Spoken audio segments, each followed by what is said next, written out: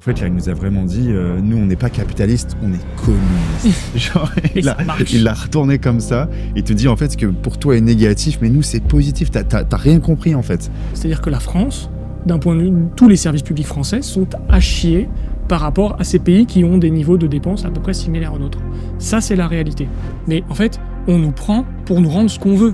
C'est-à-dire que on peut me rendre pour construire un pont entre deux villes qui n'existent pas à 600 km de chez moi. Ah, mais j'aurais reçu un retour. Ouais, mais je me suis fait... Donc si vous êtes dans la fonction publique et vous crevez la dalle, voilà, c'est que juste là, aujourd'hui, l'interrupteur, le petit tensiomètre, là, il est pas au bon endroit. Mais au final, c'est la valeur que vous valez. Hein. Voilà, c'est ce qu'il dit. Hein. C'est 60% du budget des États-Unis. Si ça, c'est pas un pays socialiste, je sais pas ce que c'est pour vous. Non, plus t'as un système redistributif, plus t'attires les parasites, plus t'attires tous ceux qui veulent juste rien branler, profiter des aides, profiter du travail des autres. Et tu fais partir le productif, qui lui va dans un endroit où on va pas lui voler le fruit de son travail. C'est-à-dire que les actifs payent pour ceux qui sont à la retraite. Mais on voit bien que c'est à la base d'un système de Ponzi. Donc plus tu produis, plus t'es bon, on va dire, pour la société, plus on te met un coup dans le dos. Et à l'inverse, moins tu fais de choses, plus tu fais de la merde, et plus on t'en donne. C'est beau. What's the second best? There is no second best. There's no second best crypto asset. There's a crypto asset, it's called Bitcoin, right? Une fois n'est pas coutume, on va encore réagir à une vidéo d'Eureka. Et quand vous me voyez avec ce sourire malicieux, normalement, c'est que ça annonce du lourd. Parce qu'aujourd'hui, on va réagir à sa vidéo sur est-ce que la France est un enfer fiscal. Il nous a spoil dans le titre, il paraît que non. On nous aurait peut-être menti. En fait, la France est un paradis fiscal où les entreprises se battent pour s'y installer. Pour vous donner le contexte, à nouveau, moi j'ai déjà regardé les vidéos, j'ai même pris des notes, j'ai bossé. Parce que vous nous reprochez des fois de ne pas avoir bossé. Ce que je comprends, des fois, c'est parfaitement justifié. Donc, mais moi, j'ai pas bossé. Hein. Mais lui, il n'a pas bossé, donc il n'a pas vu, c'est une surprise totale. Donc, en vrai, ça va être intéressant d'avoir, moi, ma réaction, où je sais qu'il va déblatérer de la merde pendant 12 minutes. Toi, tu connais le personnage. Je découvre comme vous, à part si vous l'avez déjà vu. Mais donc je vais pouvoir réagir un petit peu à chaud aux conneries que j'entends. C'est ça, et ensuite, moi, je vais rebondir avec mes notes, s'il y a besoin, pour compléter les trous de son analyse. Mais en tout cas, merci à tous ceux qui nous ont mentionné sur Twitter parce qu'on était passé à côté de cette vidéo. Vous êtes nombreux à nous avoir tagués et nous l'avoir envoyé par message, donc merci. Et n'hésitez pas à continuer de le faire. Si vous avez des petites pépites bien cachées à des moments, les communistes et les socialistes se cachent dans YouTube et il faut réussir à les trouver, à faire sortir ces petites perles. Ouais. Parce que nous, on adore ça. C'est ça, on adore. On mange ça à midi, 4 heures, toute la journée. Voilà, donc en tout cas, si ce concept vous plaît, donc vous l'avez compris, on réagit à des vidéos qu'on trouve pas terribles. On a déjà plusieurs vidéos réactions à celle d'Eureka, mais aussi de Blast, un documentaire Arte, ou même une vidéo d'Idriss Aberkan, que vous avez peut-être sûrement vu. C'est le concept des vidéos. Si vous les appréciez, n'oubliez pas de mettre un petit like, c'est toujours agréable pour nous. Attendez peut-être la fin de la vidéo pour voir si vous avez apprécié. Abonnez-vous et n'hésitez pas à faire un tour sur notre site internet howtobitcoin.fr.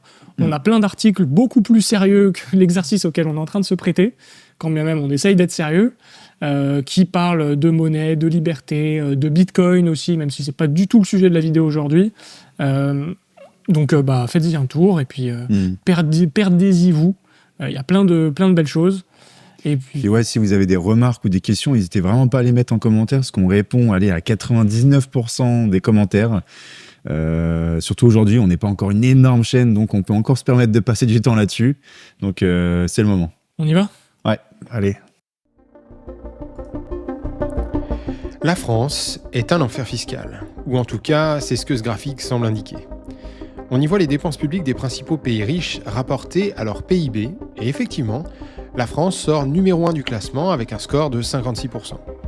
Puisque les dépenses publiques sont financées par les impôts et cotisations sociales, comme on peut le voir sur ce schéma, alors ce graphique pourrait être renommé « impôts et cotisations en pourcentage du PIB ». La conclusion est sans appel, rapportée aux richesses créées, le PIB donc, la France est le pays qui taxe le plus sa population. On pourrait proposer une analogie. Pour des habitants avec un revenu moyen de 100 €, l'État français prendrait 56 € aux Français moyens, là où l'État américain ne prendrait que 38. La France serait donc bien un enfer fiscal. En plus d'être inacceptable, cette politique confiscatoire serait également inefficace économiquement, car qui voudrait investir dans un pays où l'État vous prend 56% de l'argent durement gagné ? Sauf que j'espère que vous l'aurez deviné, ce raisonnement est totalement faux et on va en faire la démonstration. On est obligé de faire une petite pause. Il n'y a pas encore grand-chose auquel réagir, mais...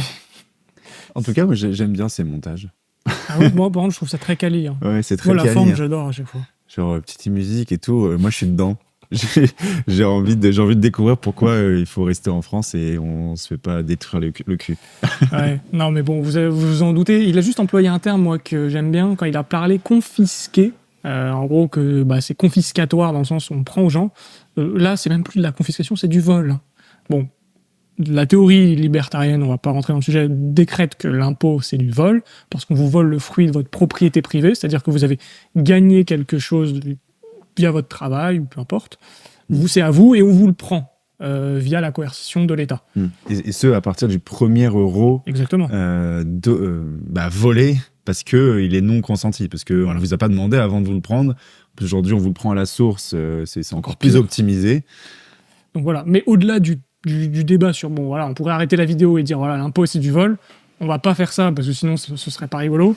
Donc on va essayer de rentrer dans une logique où l'impôt demeure, où c'est pas forcément un vol, mais où, du coup, il y a un niveau quand même d'accessibilité, c'est un spectre.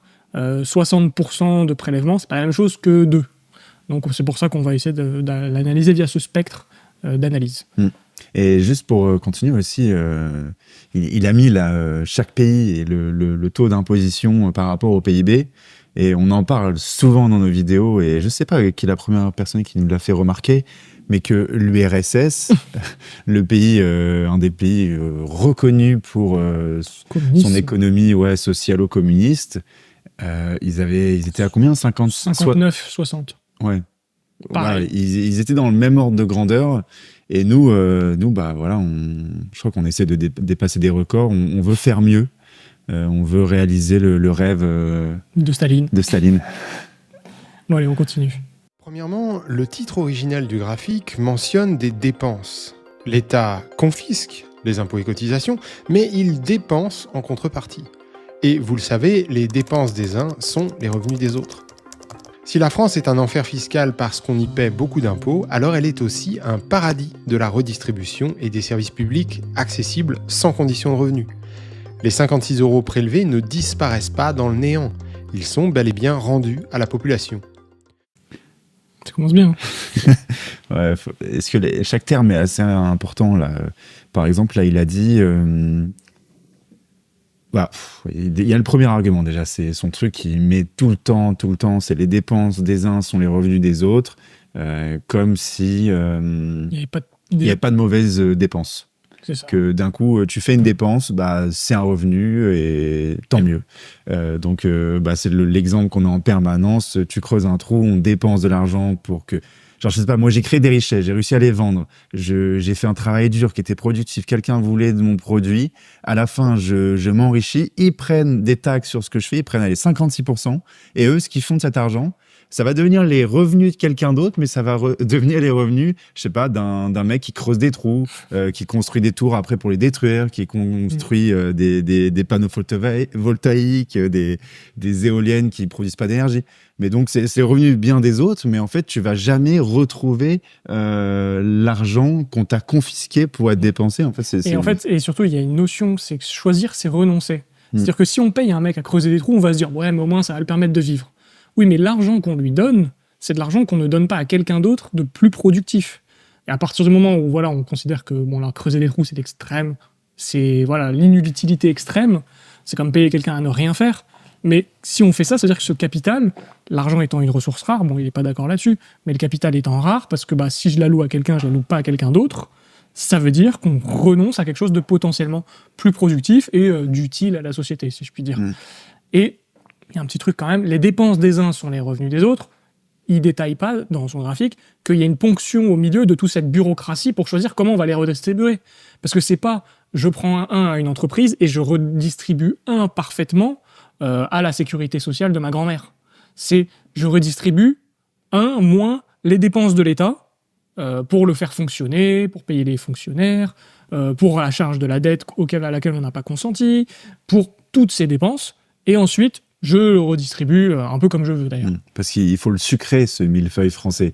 Oui. Il tient pas tout seul. Et on a plein d'organisations, d'institutions, de services publics qui, en fait, sont en doublon, qui vont proposer les mêmes services. Et donc, à des moments, tu vas faire, je sais pas, demander de l'argent pour, je sais pas, t'as une idée, tu veux demander un service public, et ben en fait, tu vas avoir 3 organisations différentes à l'échelle départementale, communale, nationale, régionale. Et en fait, tous, elles vont essayer de répondre à ton besoin et tu vas enclencher un travail dans certaines organisations. Et c'est d'une... Tu vas obtenir 4 prêts, alors que chacun en fait pense te donner ta subvention, mais en fait tu vas la toucher 4 fois. Ouais.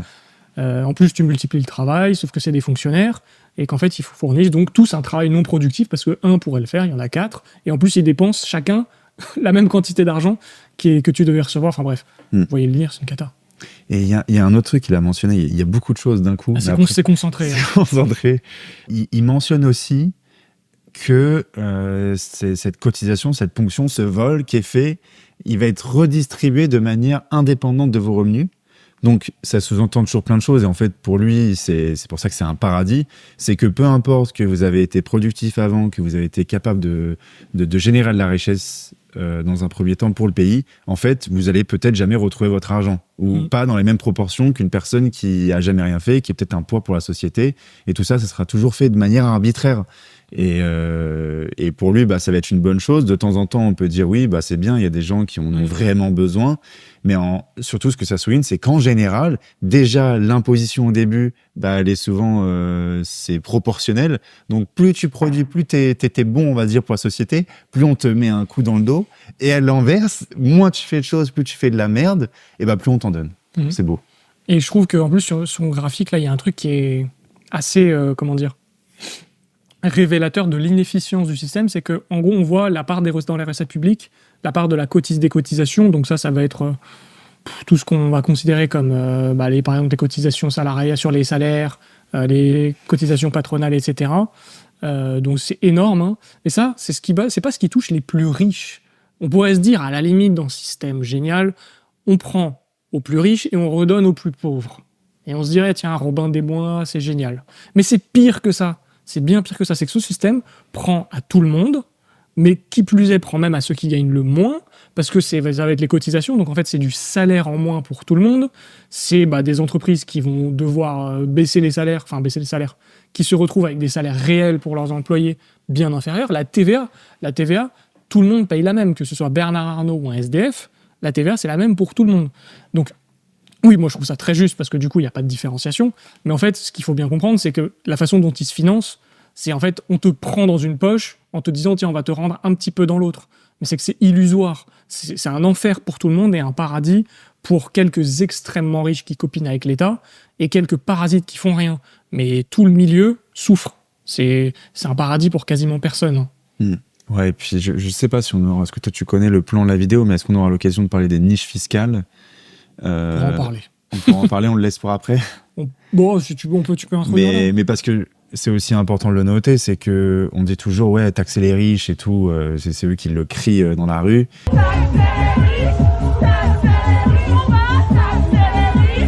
Mais la façon dont est fait la fiscalité française, tout a été pensé. On ne sait pas si ça a été fait en collusion avec les ultra riches de France, mais ils arrivent toujours à trouver une porte de sortie. Et c'est pas une petite porte de sortie qui te permet d'éviter un petit peu.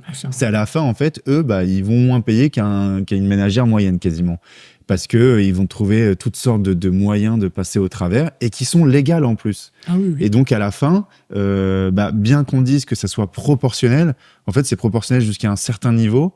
Et puis ça baisse après en fait. Après ça baisse. Et en fait tout est injuste dans leur système. Ouais.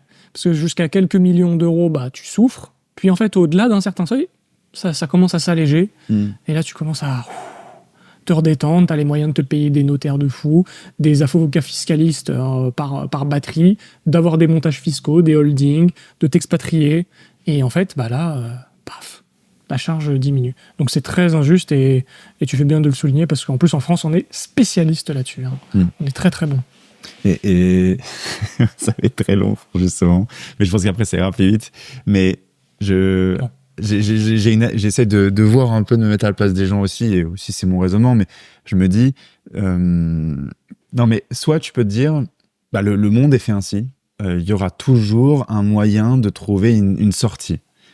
C'est comme ça, c'est que bah, une fois que tu as acquis suffisamment de puissance, bah, tu es capable d'en sortir. Donc, soit bah, tu décides de rendre les choses beaucoup plus simples et que tout le monde puisse à peu près avoir le même cadre juridique, qu'il fasse pas payer. Il faut pas payer davantage pour trouver les failles du système qui deviennent légales. Et donc, tu as au fur et à mesure un code de la fiscalité qui réduit. Et d'un coup, c'est ça, pour tout le monde, c'est aussi simple. Pour tout le monde peut avoir les mêmes avantages fiscaux, entre guillemets. Ou sinon, tu pars, à mon avis, c'est la direction qu'il va prendre. Il faut vraiment durcir les choses. Il faut d'un coup que ça devienne impossible pour qui que ce soit. Et donc, ce qui se passe, c'est qu'au fur et à mesure, à un moment donné, le mec qui a arrivé encore à rester dans le pays et à produire des richesses, il se barre. Et je pense que c'est vers là qu'on se dirige, parce qu'en fait, ils veulent pas accepter qu'on a déjà besoin d'eux et que de toute manière, ils trouvent toujours un moyen de s'en aller parce que ils font de l'arbitrage. En fait, eux, ils ont une vision, à chaque fois, c'est un fusil à un coup, c'est-à-dire on va prendre. Mais ce qu'ils n'oublient pas, c'est qu'après, il n'y a plus à prendre. Et si tu prends trop à quelqu'un qui se barre, après, tu ne prends plus. C'est-à-dire que les recettes que tu avais diminuent. Et on le voit d'ailleurs. J'essaierai de mettre à l'écran, et si j'oublie, je vous invite à le faire. L'impôt sur les sociétés, Macron, l'une de ses mesures, je pense l'une des seules malignes qu'il ait faites, c'est d'avoir baissé l'impôt sur les sociétés.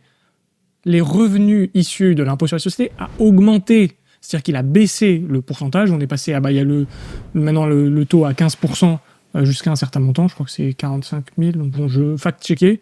Et le taux à 25%. Sous Hollande, je crois qu'on était plus proche des 30. Il a baissé ses montants. Résultat, on n'a pas moins de recettes fiscales, on en a plus. Parce que les entreprises produisent plus de richesses. Donc il y a un gâteau plus grand, mais on ponctionne moins en part d'un gâteau plus grand. Et en fait, c'est un gâteau qui peut continuer à grossir. Et mine de rien, ça fait augmenter les recettes fiscales. Donc tout le monde est gagnant. Tout le monde. Puis en plus, même dans le cas où ils arriveraient vraiment au bout de leur projet et se dire, d'un coup, du jour au lendemain, on arrive à fermer toutes les portes. Il n'y a plus de moyens pour aucun riche de réussir à s'échapper. Il devra dépenser en France, il devra payer ses impôts. Mais il y a un moment donné, en fait, tu ne peux pas forcer les gens à produire. Si le riche, faire la grève. C'est ça. Et en fait, c'est vraiment la théorie de Ayn Rand. C'est l'article que Damien Tellier a réalisé sur notre site où il explique que moralement, de manière éthique, tu peux pas forcer à quelqu'un à faire de la production de valeur, de richesse. Et on parle pas juste de creuser un trou. Là, on parle d'avoir des idées innovantes, de résoudre des problèmes de société.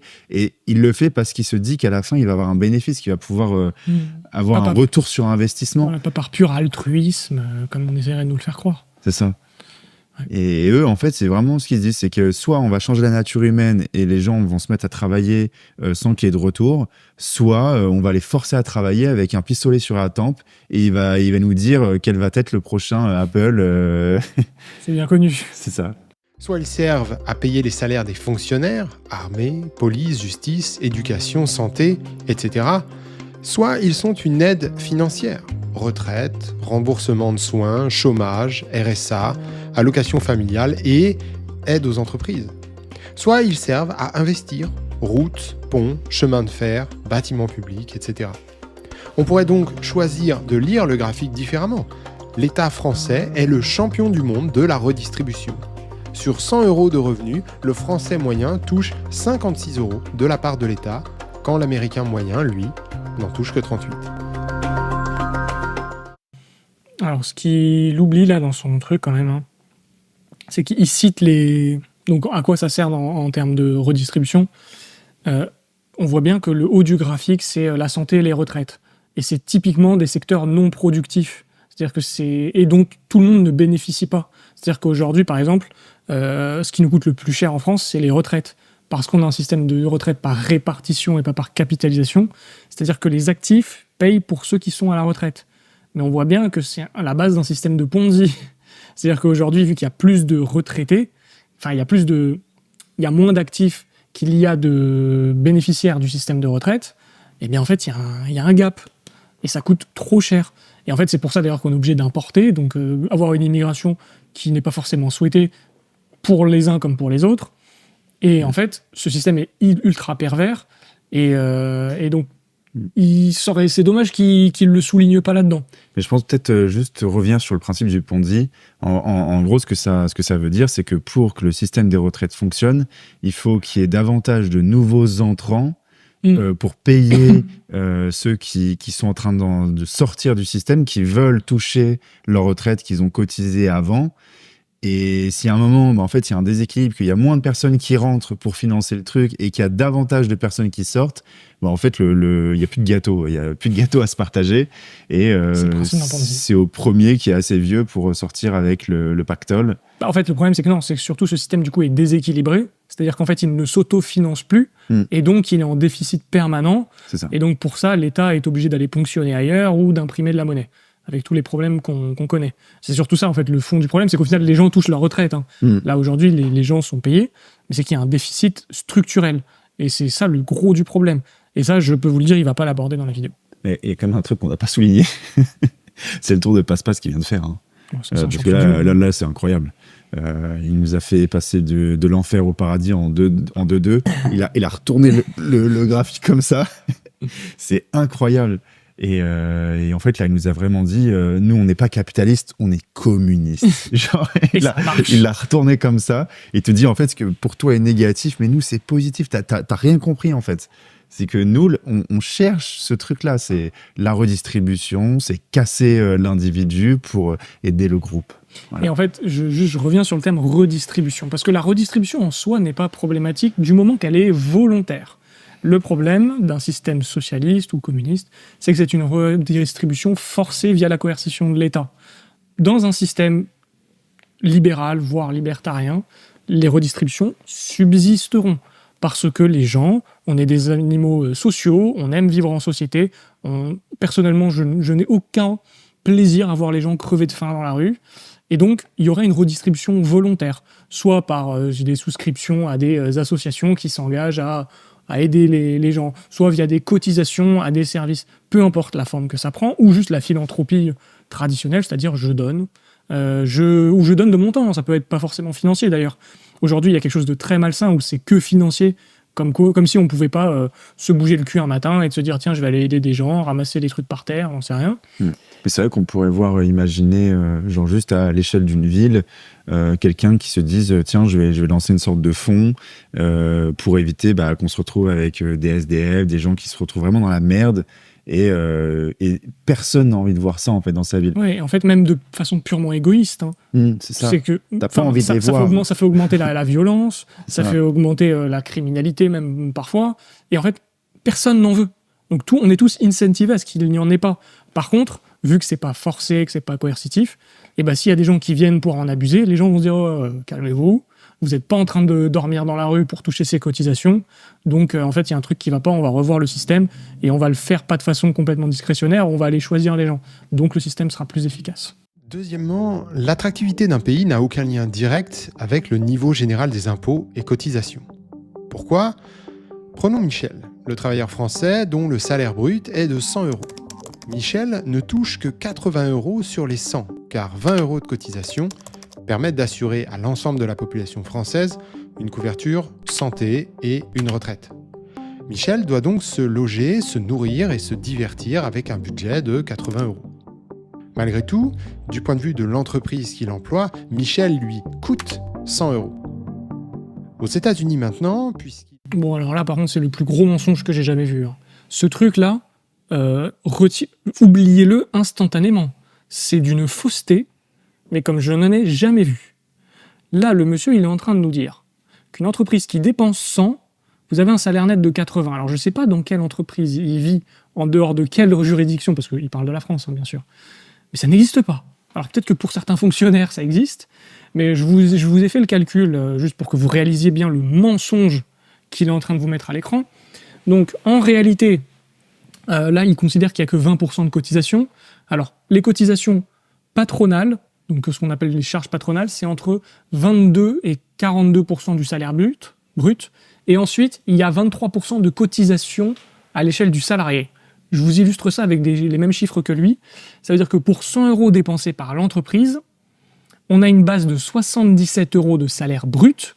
Donc ça, c'est celui qu'on vous annonce quand on vous dit, bah voilà votre salaire. Donc 100 € dépensés par l'entreprise, soit dans 77 de salaire brut. On est déjà en dessous de ce qu'il annonce. Auquel il faut donc retirer les cotisations sociales à l'échelle du salarié, ce qui donne un salaire net de 59%. 59 € du coup. Donc pour 100 versés par l'entreprise, vous avez 59 € net dans votre poche. Attendez. Il n'y a pas encore eu les impôts. Vous n'avez pas encore payé d'impôts. À moins d'être non imposable, mais dans ce cas-là, vous gagnez le SMIC ou moins. Si vous gagnez plus, vous avez les impôts. Je vous rappelle les tranches, hein, c'est de quelques pourcents à 42%. Ils veulent le monter en ce moment. Disons que la moyenne de quelqu'un qui a par exemple un salaire de 40 000 annuel, c'est à peu près une petite dizaine de pourcents, c'est un peu en dessous. Donc retirer à ces 59, environ 5 balles. Donc il reste 54. Ce qui fait 46% qui sont dans votre poche, et là vous avez le droit de les dépenser. Mais attendez, parce que si vous les dépensez, vous allez payer 20% de TVA.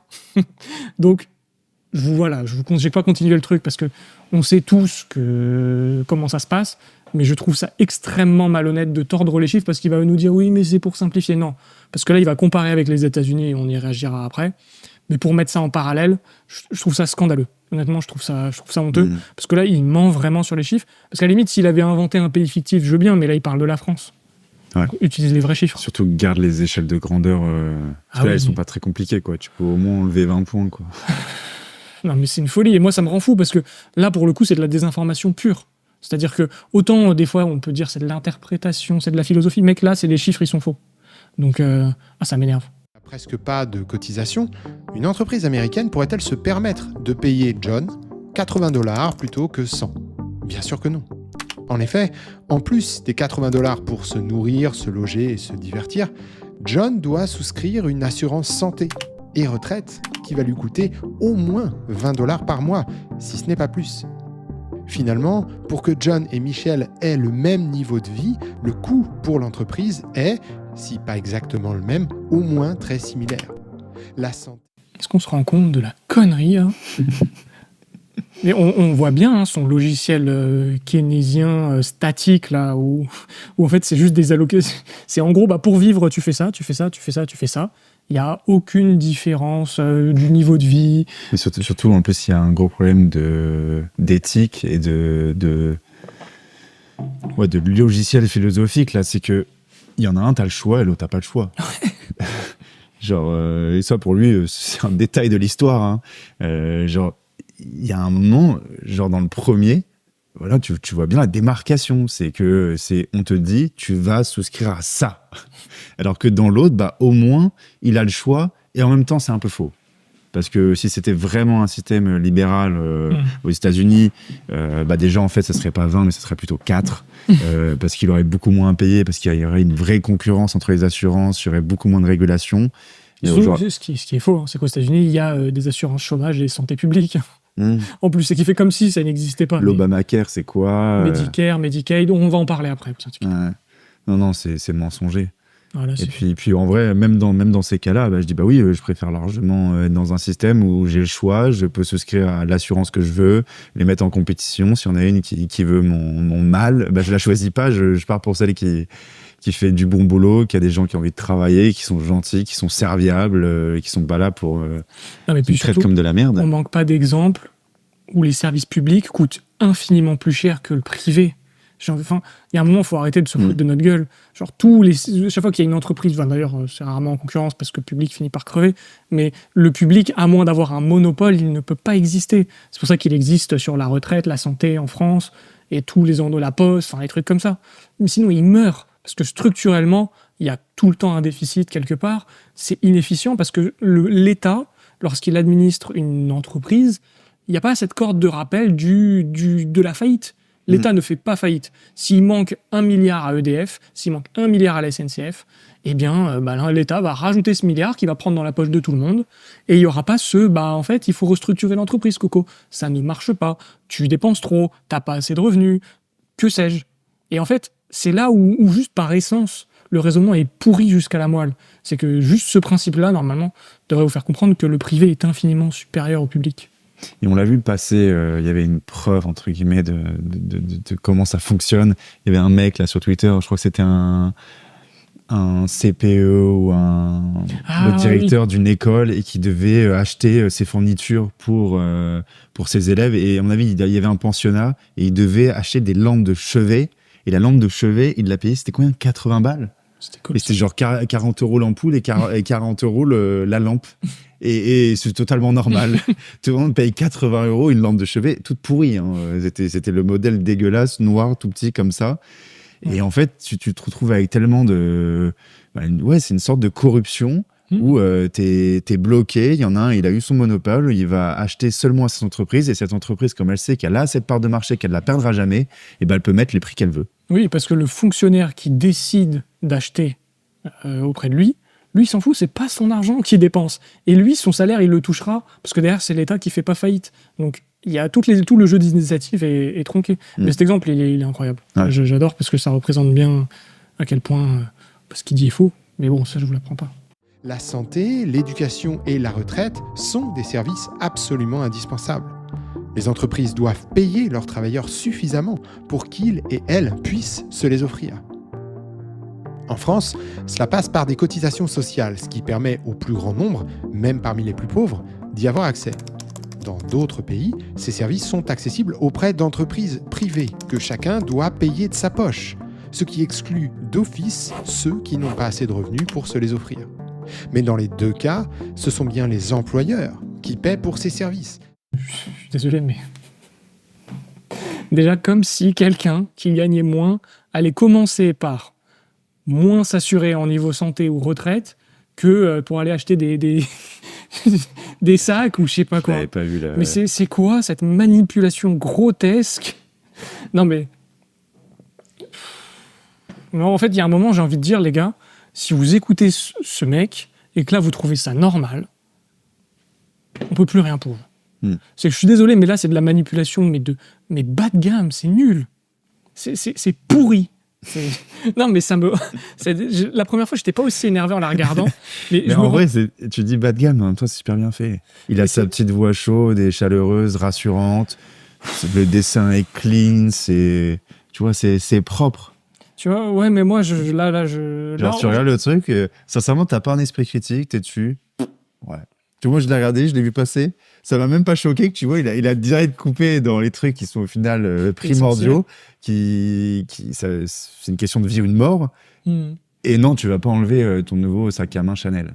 Soit via des cotisations obligatoires, visibles sur notre graphique, soit via des salaires plus élevés, non visibles sur ce graphique.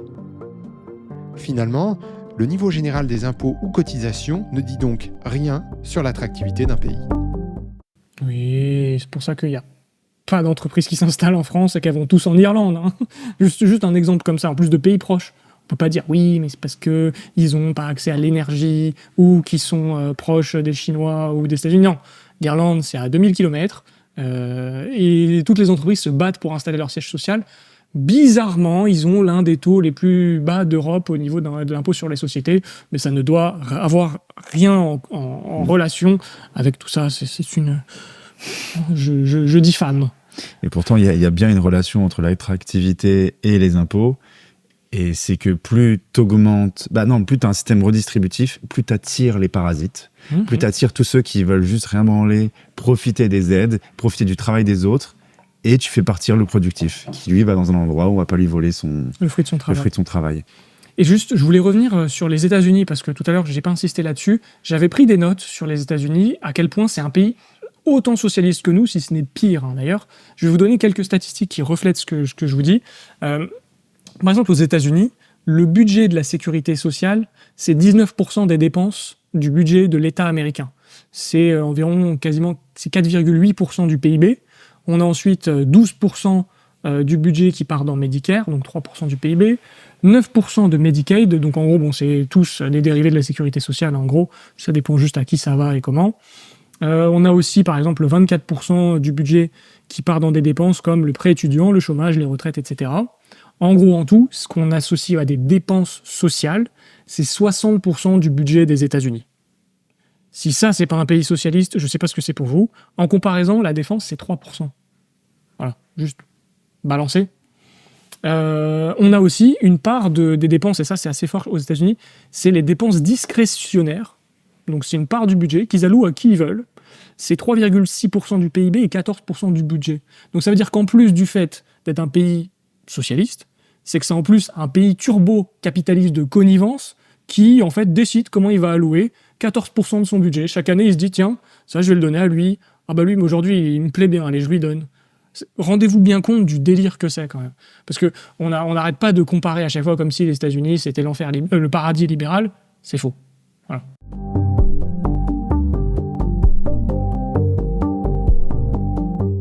Et dernier petit point assez important, c'est qu'en fait, les États-Unis donc dépensent plus que nous en fait en pourcentage de PIB, malgré moins de prélèvements. C'est pour ça que dans son graphique au début, les États-Unis ne sont pas au-dessus de nous, parce qu'en fait, eux, c'est largement compensé par la dette et l'impression monétaire.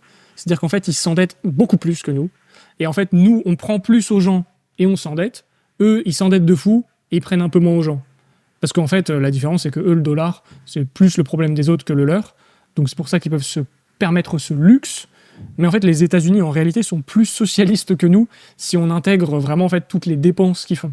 C'est juste que en fait, c'est la structure des dépenses qui est moins composée de prélèvements chez eux et plus d'impression monétaire. Mais donc, en fait, c'est juste un État socialiste mondial. Ils ont juste shortcut l'impôt et ils le font payer à tout le monde, ce qui est absolument prodigieux. Bravo à eux.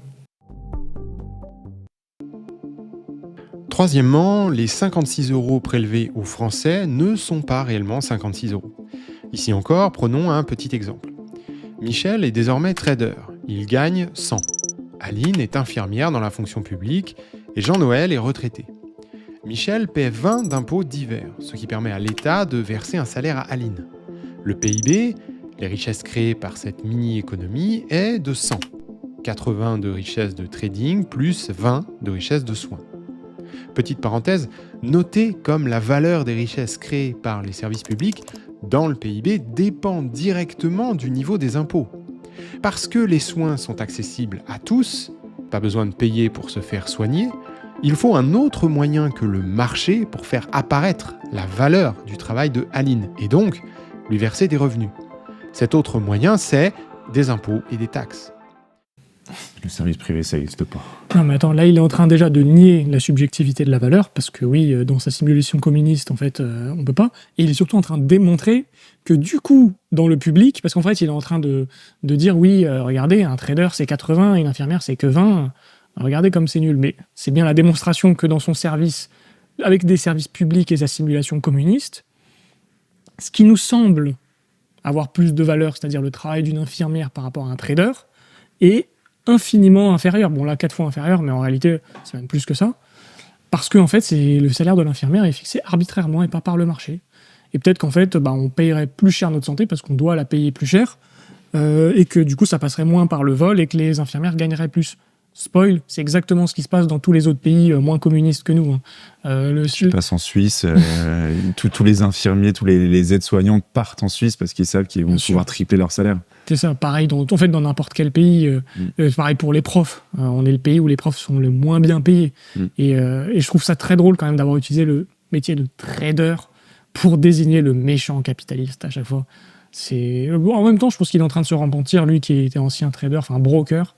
Et bon, c'est toujours le coup de flagellation. J'étais un méchant trader. Ouais. Aïe, aïe. Michel a donc l'impression que l'État lui prélève, lui vole presque 20. Mais en réalité, il s'agit d'une correction sur la richesse qu'il crée. Son travail de trader ne vaut pas 100, il vaut 80. C'est donc bien l'État qui, via le niveau des prélèvements, choisit la valeur que l'on donne au service public. Donc là, il est en train de démontrer que c'est arbitraire. C'est qu'il y a un mec avec un truc comme ça. Ça, il est comme ça, là. Et hop, ce mois-là, tu vas pas manger. Et hop, tu manges pas. C'est une folie. Hein. Ouais. Donc, si vous êtes dans la fonction publique et vous crevez la dalle, bah voilà, c'est que juste là, aujourd'hui, l'interrupteur, le petit tensiomètre, là, il est pas au bon endroit. Mais au final, c'est la valeur que vous valez. Hein. Voilà, c'est ce qu'il dit. Hein. C'est ça. On a corrigé ce que valait le trader pour vous le donner. C'est une folie. Je pense que ça s'illustre par sa débilité. Hein. Je sais pas comment on peut être en accord avec ce qu'il dit, en fait. Je vois pas par quel processus, par quel miracle. Encore avant, allez, tu pouvais dire, ouais, l'expérience de pensée, elle se fait. Mais là, en fait, il met le point sur à quel point notre système est complètement con. Et là, je vois pas comment. C'est forcément payé par l'État pour faire ça. Je comprends pas. J'ai pas vu de truc subventionné par le CNC. Ah, de faire ces vidéos? Parce que là, c'est quand même plus qu'une balle dans le pied. Là, c'est une balle dans le bide qui se met. Non, parce qu'il y croit. Hein. C'est le logiciel socialiste. Hein. Ah non, mais c'est trop. C'est une information qu'il faut bien avoir à l'esprit avant de commencer à se plaindre du niveau trop élevé des impôts. Bref. Et pour ceux qui d'ailleurs pensaient qu'on lui prêtait des intentions à dire qu'il est keynésien, machin, vu que là il est en train de dire que le marché n'est pas capable d'allouer correctement les ressources pour que tout le monde soit payé à sa juste valeur, ça doit être corrigé par l'intervention et la coercition de l'État. Ça, c'est la théorie de Keynes, hein, dans le texte. C'est-à-dire le marché est inefficient, il faut faire intervenir l'État pour corriger les déséquilibres. C'est du Keynes dans le texte. C'est du Marx. Hein. La valeur travail, c'est Marx. Voilà, la valeur travail, c'est Marx. Donc arrêtez de nous casser les couilles, de nous dire qu'on lui prête des intentions. C'est la démonstration par l'exemple. Et pour ceux qui nous disent oui, mais c'est qu'une vidéo d'explication, lui il prend pas parti. Déjà c'est faux, parce que là il s'est clairement orienté, surtout avec les mensonges qu'il a dit. Et vous inquiétez pas, il y a une vidéo qui arrive d'interview de lui où il parle à cœur ouvert.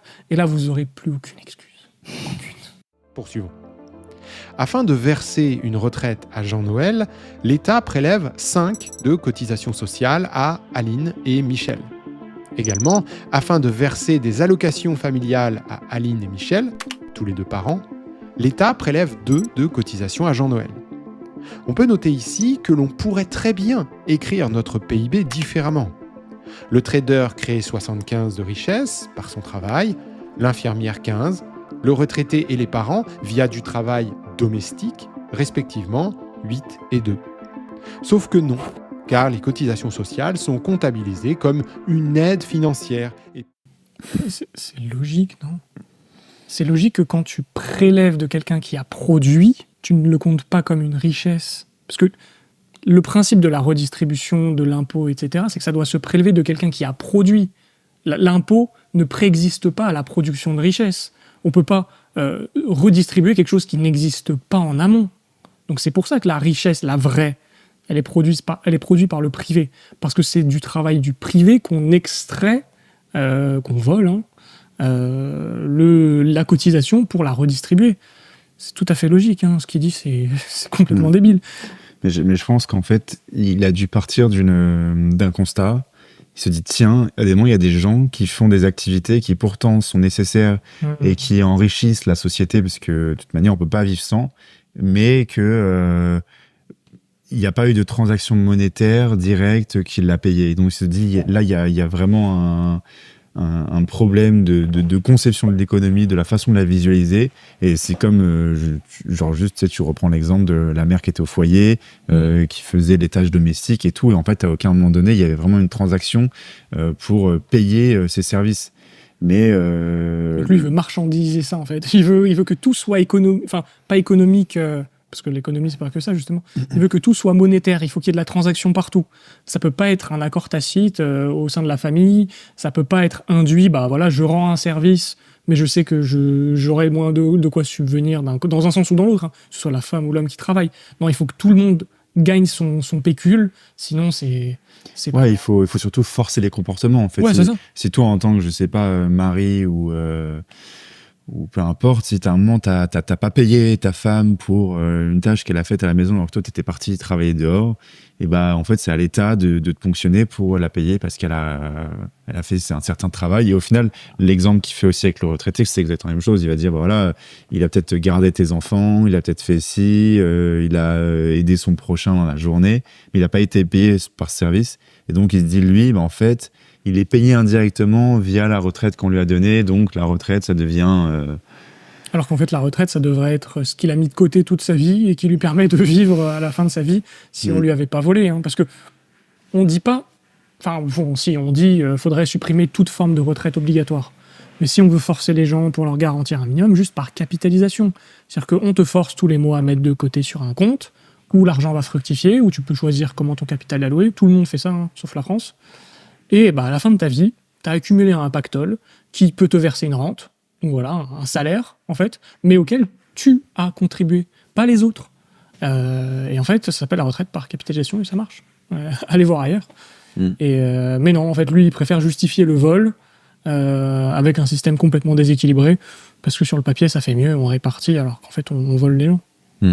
Mais ouais, là, tu vois vraiment la façon de penser où il se dit faut que je corrige les problèmes, faut que je corrige ce qui me semble être moralement anormal, et donc faut que ça soit fait sans votre consentement. En fait, même si vous pensez que cette situation est anormale, il va prendre cette décision à votre place et dire voilà, il faut qu'on le mette en place, il faut qu'on l'implique. En plus, si vous n'en êtes pas conscient, ça veut dire que vous n'êtes pas encore woke, vous n'êtes pas encore éveillé. Donc au final, c'est un peu ça, tu vois.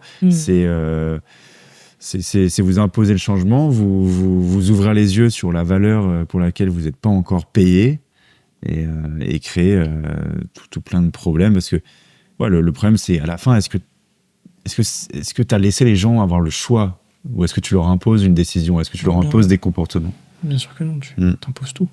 Comme un revenu permettant de valoriser une activité créatrice de richesse.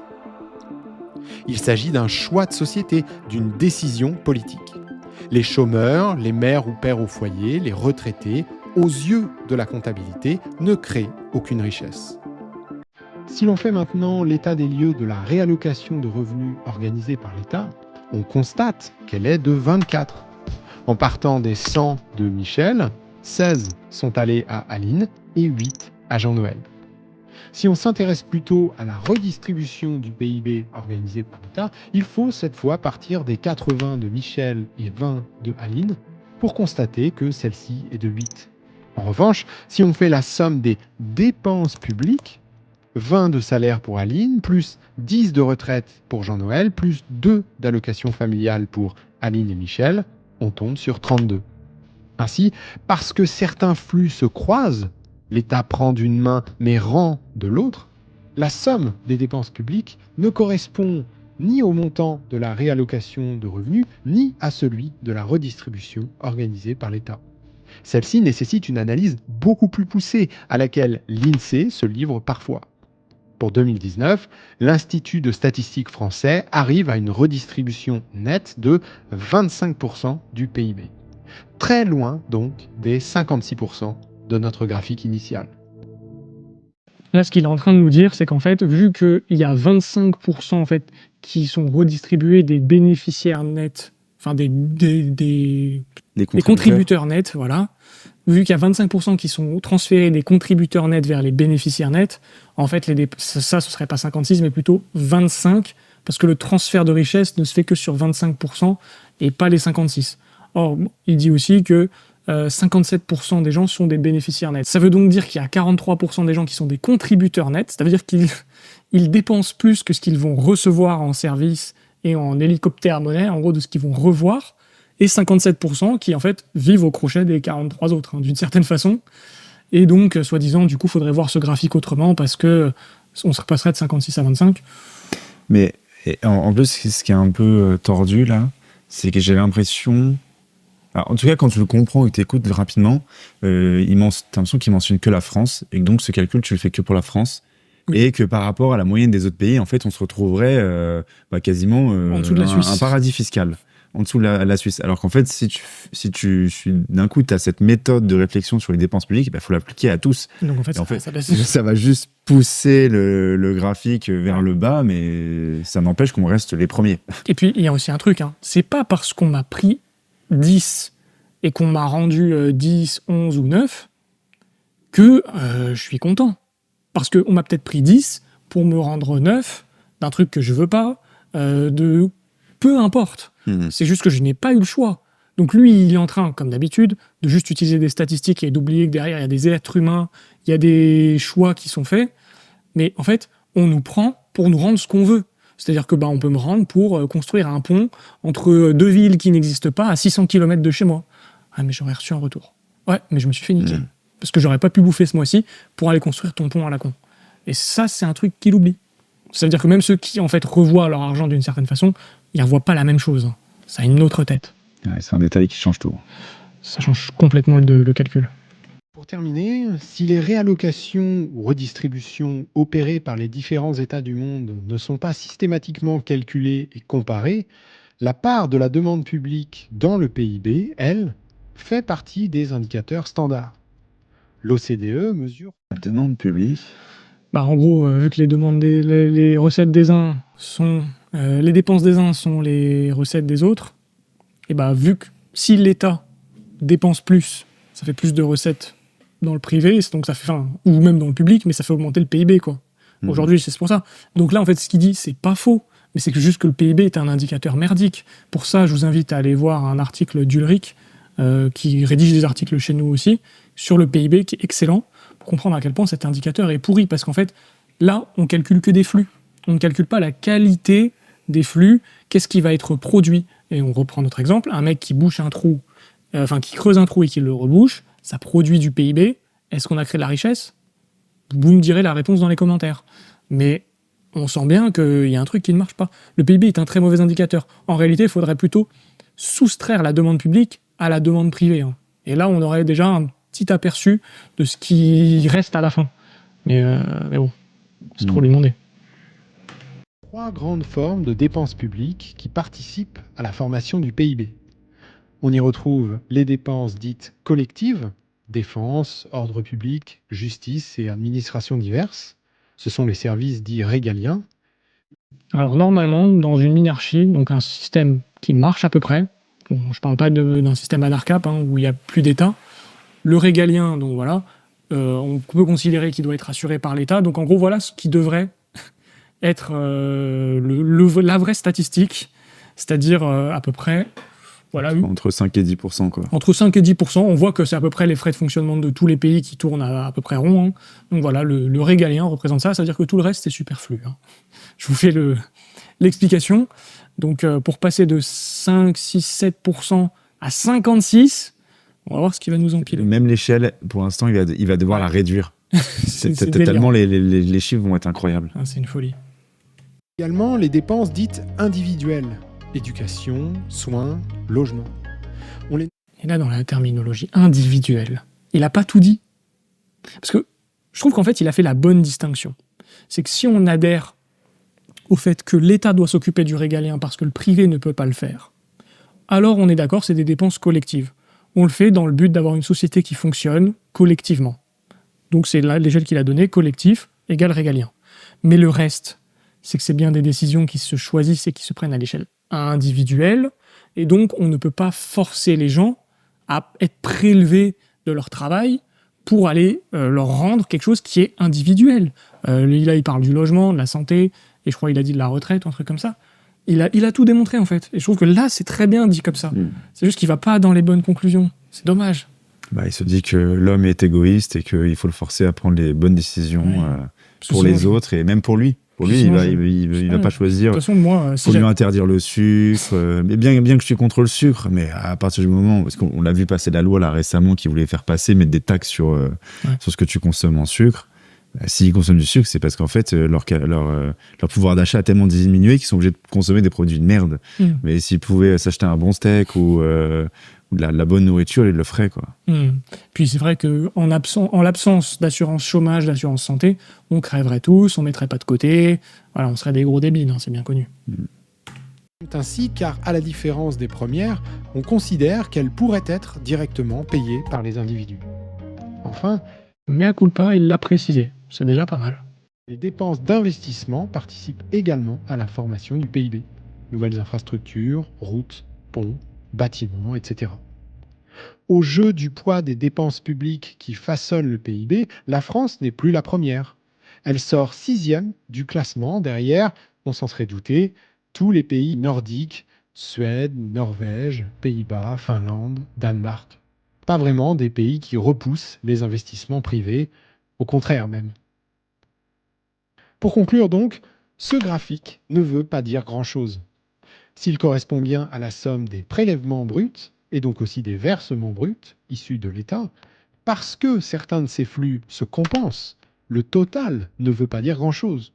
On ne peut pas se servir de ce graphique pour affirmer que la France est un enfer fiscal, et encore moins pour affirmer que notre pays est un repoussoir à investissement privé.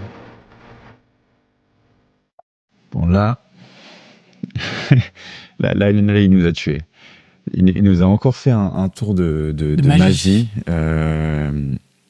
Parce que là, t'écoutes ça, t'as rien compris, en fait. Parce que il faut vraiment faire une grosse pause pour réussir à ingurgiter là, ce qu'il vient de te dire. Il a encore fait un. C'est ça, il l'a pris une fois, et là, il le remet dans l'autre sens. Et là, il t'a sonné. Et en gros, il arrive à la conclusion que l'interventionnisme en fait, de l'État est comparable aux pays riches, Suède, Norvège, Pays-Bas et tous les autres. En fait, tout se vaut. Et pourquoi on se plaint? Pourquoi on se plaint et qu'est-ce qui nous distingue de nos concurrents autres pays, à part la qualité peut-être de nos services? Bah en fait, là, c'est là où il crée tout un amalgame entre la demande publique et la dépense publique. Et en fait, il faut vraiment le prendre stricto sensu, je pense. La demande publique, c'est ce dont l'État a besoin. La dépense, c'est ce que l'État va prélever. Et la différence, en fait, c'est une perte nette, quasiment. C'est-à-dire, donc là, dans ces chiffres, c'est à peu près, on est à 26% de demande publique dans le PIB, par rapport à 56% de dépenses publiques dans le PIB. Et en fait, entre les deux, c'est les charges, les intérêts de la dette. Donc ça, personne n'en voit la couleur, à part ceux qui ont de la dette française. C'est les frais de fonctionnement de l'État. Donc il est en train de nous démontrer qu'on fait moins avec plus. Et c'est aussi tout ce qui va être les prestations, donc les transferts sociaux, ce qu'il décrivait avant, c'est-à-dire la redistribution et la réallocation. Donc je te prends je te rends ce que j'ai envie de te rendre. Donc en fait, là, il est en train de nous tourner ça en mode en fait, on se trompe et on ne présente pas les choses de la bonne façon. Non, tu viens de nous démontrer que la réallocation du capital par l'État est pourrie jusqu'à la moelle. Ça ne marche pas, ça coûte cher, pour au final une demande qui, en plus, là, ça se trouve, cette demande, si c'était par le privé, on la diviserait par 10. Parce que peut-être qu'en fait, le régalien coûterait moins cher, les dépenses individuelles seraient moins chères s'il n'y avait pas des monopoles étatiques, et les investissements, on s'en fout parce que de toute façon, généralement, quand l'État investit, c'est souvent de l'argent perdu. Donc, il nous a encore démontré notre point, mais là, honnêtement, on vous a coupé, on a fait une petite pause de 2 minutes pour essayer de comprendre ce qu'il est en train de nous dire, et c'est bien de l'enfumage. Mais le problème, c'est qu'on n'a pas les détails. Donc on sait pas le niveau d'efficience qu'il y a entre nos différents systèmes.